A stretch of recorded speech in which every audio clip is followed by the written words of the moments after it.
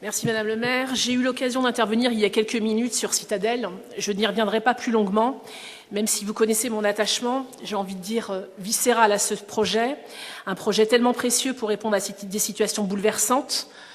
Lorsqu'on est élu, on doit être responsable, agir en conscience pour l'intérêt général. Ça n'empêche pas de le faire avec ses tripes. Ce sujet en fait partie. Et je vais vous dire en franchise, travailler sur ce projet m'a, je peux le dire maintenant, changé à jamais. Je ne suis pas plus féministe, je l'étais déjà, mais les témoignages des victimes, des professionnels, des militants associatifs, les réalités vécues, la violence, l'injustice, la souffrance, les coups, les menaces, ça vous retourne le cœur, ça vous coupe la respiration. Citadelle, c'est une réponse, une bonne réponse, mais c'est une des réponses. Et ce sujet des violences et des inégalités entre les femmes et les hommes, qui traversent par principe l'ensemble de notre société en tout lieu et en tout milieu, et qui sont, excusez-moi, l'expression multiforme, il ne faut cesser de réfléchir, d'observer, de comprendre et surtout d'agir. Car la violence sexiste est malheureusement devenue banale, ordinaire, habituelle, celle de la rue, des cours d'école, de lycée, de réunions de travail, des transports en commun ou des ascenseurs. Une violence souvent minimisée, mais une violence reste une violence et elle doit en cela être combattue. Car cette violence née des inégalités, elle contribue à les entériner, à forger les stéréotypes de genre et à construire socialement la domination d'un sexe sur l'autre. Cette violence ordinaire, ces inégalités du quotidien, elles remettent en cause le droit à la ville, pour toutes et pour tous. Et ça, pour nous, dans notre conception de l'égalité, notre conception de la ville, c'est inacceptable. Et cela mérite que l'on cherche et que l'on trouve des solutions concrètes et utiles, plutôt que des promesses et des effets de manche.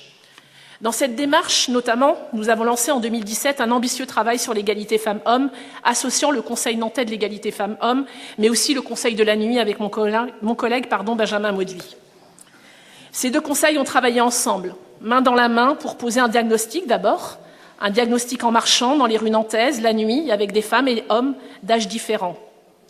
Nous avons également croisé les regards avec des experts pour identifier les actions prioritaires à mettre en place pour faire progresser l'égalité la nuit.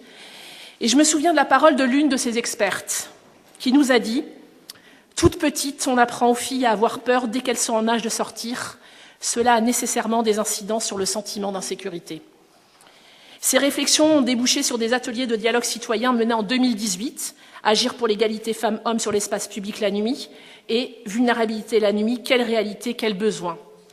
Aujourd'hui, à travers cette délibération qui nous est présentée par notre collègue Benjamin Mauduit, nous consacrons la deuxième édition de cet appel à projet sur 3 thèmes qui concourent chacun à l'égalité réelle et concrète pour les femmes, pour les personnes en situation de prostitution et pour les sans-abri. J'ai bien sûr envie de saluer cette initiative qui, une fois encore, fait confiance et donne du pouvoir d'agir aux associations et aux acteurs de notre territoire. Parce qu'elle s'adresse à l'ensemble des associations nantaises, quel que soit leur secteur d'activité ou leur objet associatif, parce qu'elle fait l'objet d'une sélection par un jury ouvert, composé d'une diversité d'acteurs, étudiants, fédérations d'établissements de nuit, associations de riverains, lauréats du premier appel à projet ou encore acteurs culturels. Mais j'aimerais surtout souligner la qualité et le caractère innovant des projets retenus, tels que celui du collectif Petit 8, qui va permettre aux femmes de se réapproprier l'espace public via des déambulations théâtrales nocturnes avec le projet La Vagabonde, ou encore celui de Safe Party, porté par l'association Shuffle Art et Bagarre, qui va former les personnels des établissements de nuit à prévenir les violences, garantir un espace sécurisé et surtout apporter aux victimes un soutien efficace et bienveillant. Ces projets inédits, eux aussi, sont autant de leviers pour l'égalité réelle entre les femmes et les hommes sur l'espace public la nuit. Et je n'oublie pas le projet porté par Paloma, centré sur l'accompagnement à la sortie de la prostitution par l'accès à l'emploi et la sécurité des personnes via l'achat de distribution de bracelets connectés Apple. Ces bracelets permettent d'alerter et de contacter rapidement des personnes de confiance. C'est aussi un projet nantais, original et inédit, développé par Diarata Ndai, fondatrice de Résonante, et évidemment soutenu par la ville.